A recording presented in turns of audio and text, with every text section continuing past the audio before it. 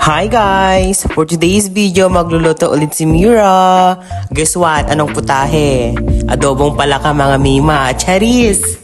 Alam na ang drill mga be, pagkatapos ng morning class, diretso agad sa palengke para bumili ng mga kailangan. Siyempre hindi mawawala yung manok. Para saan ang manok for today? Wala, di pa sure. So ayun, pinachop na din namin yung manok kasi mahihirap mag-chop be. Charis, tamad lang kami be. Ayan. Di na namin yan binayaran, Charis. At bumili na din kami ng luya, bawang at saka sili. Yun. Siyempre hindi mawawala yung patatas na sobrang mahal. So ayan, bumili na din kami ng bigas. Yan, bumili na din kami ng paper plate. Bago kami umuwi sa boarding nila Mira, bumili na din kami ng Japanese cake mga mima. Balatan na din natin yung sobrang mahal na patatas. Mas mahal pa kung gaano kami nahal ng jowa mo. I mean ex mo pala be. Hiwain lang natin to pa cubes para mas madami.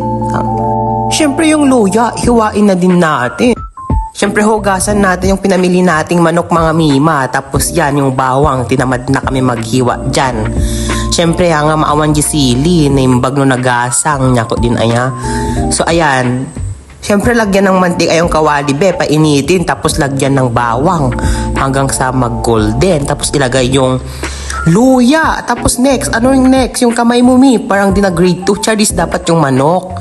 Ano yung totosta mo yung kamay mo. Tapos pagkatapos, mi, imekos-mekos dapat yan. Imekos-mekos mo yan, insan. Almira pala, imekos-mekos mo yan.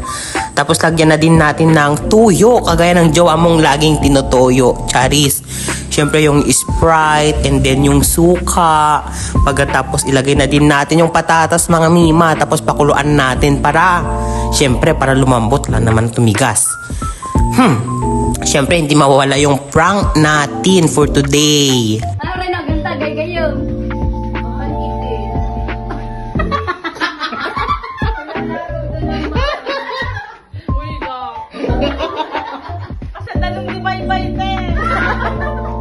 Ayan, ilagay na din natin yung sili be para mas maanghang. Tapos, nag-add nga pala kami ng sugar kasi siyempre, mga adobo naman ngayon may sugar, mas masarap.